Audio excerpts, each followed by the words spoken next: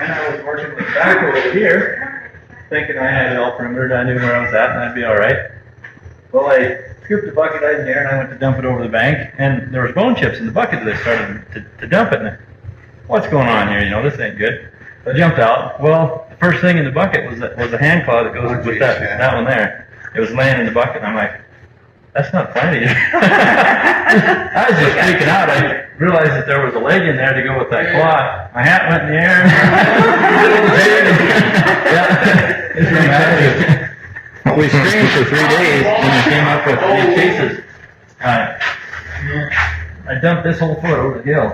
Oh, wow. And so we screened for 3 days and found all the pieces to it except for this one.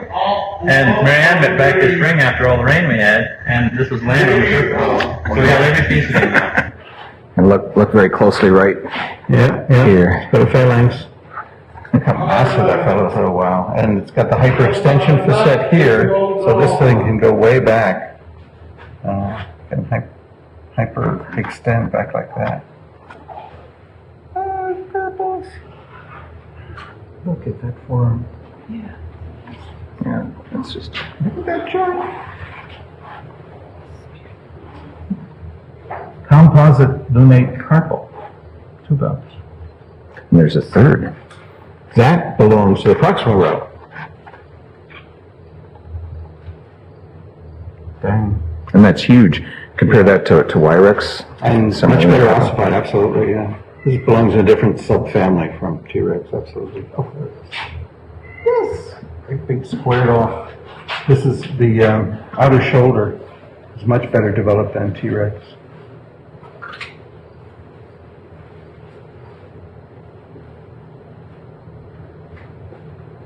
That's for the subscapulocoracoideus muscle.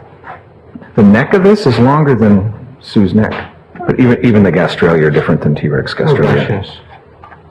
Well, Pete often says this is the most important pair of fossil vertebrates ever found, ever.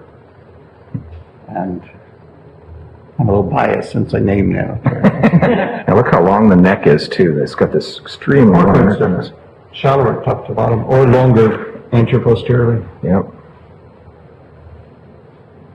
And underneath the coracoid would be one head of the subcoricoscapularis muscle, which we just learned attaches here.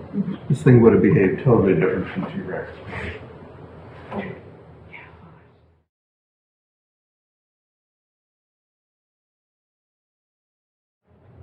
Same time? Same time, same place. Yep. In fact, there's some T-Rex specimens that were chewed by Nanotyrannus. You find shed nanoteeth. Yeah. And when you dig a channel, actually right nearby, you can find shed nanoteeth side by side with shed T-Rex teeth. Strangely enough, for this size of a critter, nano is more common than T-Rex.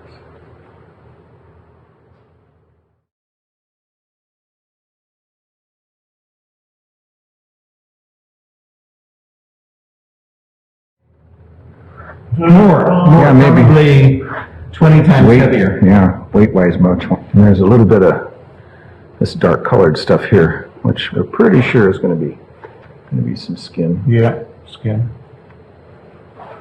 Another part of the deal, as we got around, pretty well had everything perimeter, and I couldn't find that nano skull. I just was baffled. I could not find it. Where the heck is it? You know, of course, I came down here, and this looked like aliens to me. I could, you know, the pelvic. I got to there, I'm like, oh, that's attached to the neck. That's, you know, well, it looked like right here. You know, that's what I thought I was seeing, was right here. And I'm just scratching my head, and what the heck, you know, where's that skull? Did I already backload out of there? What's going on here? You know, and I'm just driving myself crazy. And then it dawned on me. That skull's upside down. And then I went nuts, you know, my hat went in the air that day too.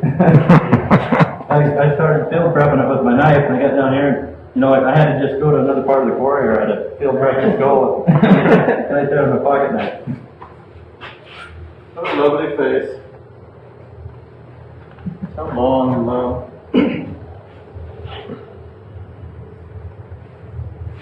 How many theropod hyoids have you seen? Oh, about 50. About 50. All the tardisaurs have. Oh, really? Most. Anything like this? Virgos have, don't know why, most of them have. Anything like these hyoids? Boy, 'Cause I'd never I have even lots and lots of seen pictures of a hyoid small. before this guy. Oh, here's the number 1, which is kind of cool to see in place. Oh, right. Saw the argument about where number 1 is. Or not. Yeah, or not. Eventually, though. Well, the answer's there. Probably, This is really weird. There's the furcula, but look at this. Again, very different from T-Rex furcula. But why is this out of place? Notice how this is shattered in here too. Kicked in skull. You know, why is it crushed like that? Because this is the way it was found in the field. Yes, missile. Nope. The nano does have a narrow muzzle, not that narrow, but it's a narrow. take a look at the picture, I bet you'll get some ideas. Oh, yeah. You see the foot? Uh-huh. This is the, which bone is that?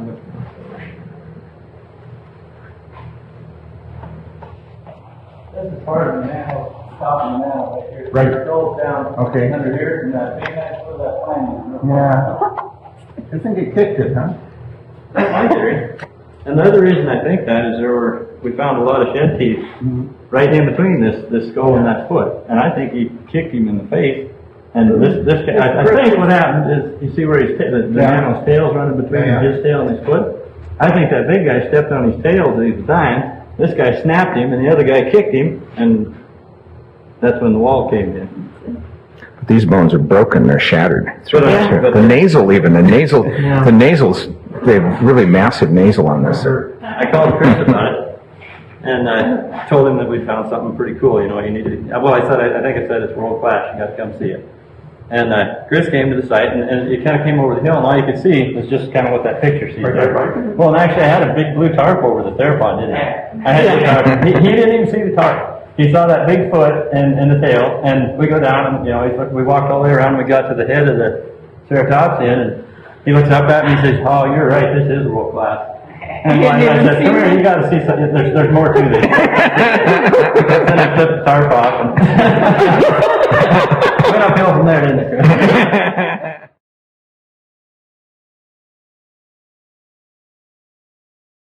About a half ton, 1,000 pounds, 1,200 pounds, which is the average weight of a Black Angus steer, correct? Fat horse or something like that. Sound horse, yeah. A good cow pony is lighter. Yeah. So this is not a heavy guy. This guy would go 4 tons, 5 tons, 10,000 pounds. Yeah, big guy. Something's going on. This is like a fluid motion in the sand to do that. Yeah, I've seen that a couple times in sandstone and Larson too. It's funny, equal spacing between the Yeah, two and everything's just spread out. Sure, yeah. Compaction can push up liquid sand in between. Sure, yeah. I don't know of a Lancian ceratopsid tail that's that complete. There's only one. It's right here. Yeah. That's really nice. Little pathology here, Yeah. end of the tail. And then I love this hyoid in here too. You bored? Yes. I love the texture on this. It's, definitely an old individual. We're kind of thinking that one of the early things to do is to turn this skull over. If we can't persuade NASA to X-ray for free. That'd be all right too. But there's clearly no horns. There's like a boss here, almost very rugose up on the nasals, where a horn should be. We picked up all the surface pieces. There were no indication of any kind of horns. This is right on the edge of the wall, and down below we picked up 2 or 3 gunny sacks full of pieces of frill and stuff, but there were no horn cores that we could find. Well, you'll know when you go in there. On the other side, yeah. From the premax, it's clearly Chasmosaurian. Oh yes. And chemist too. Is that rugoseness on the tail vertebrae, Chasmosaurian, or? No, I think that's just age. He's a way, way old guy.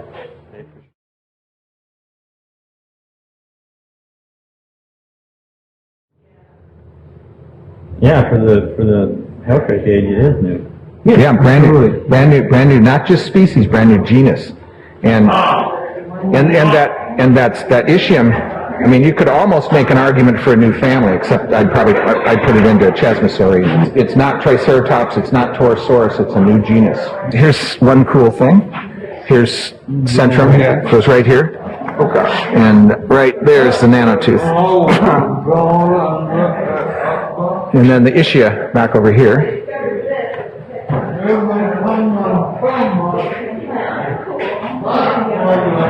And they're both here.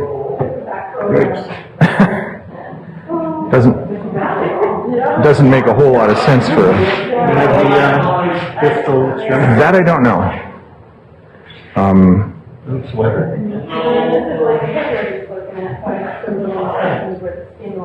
It's a little out of position, you know, kind of set up. Extremities of your ischia. I think that's it. Oh, yeah, I see that sand. Yeah. But that's a break, so it was broken in life and buried, or right after death. But there's absolutely, you know, how flat I'm sure, yeah. and making that curve, it's just weird.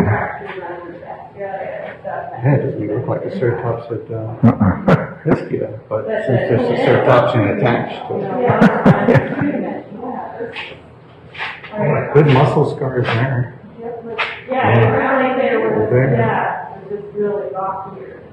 Yeah, the texture of the bone on this, the preservation is just superb. Massive.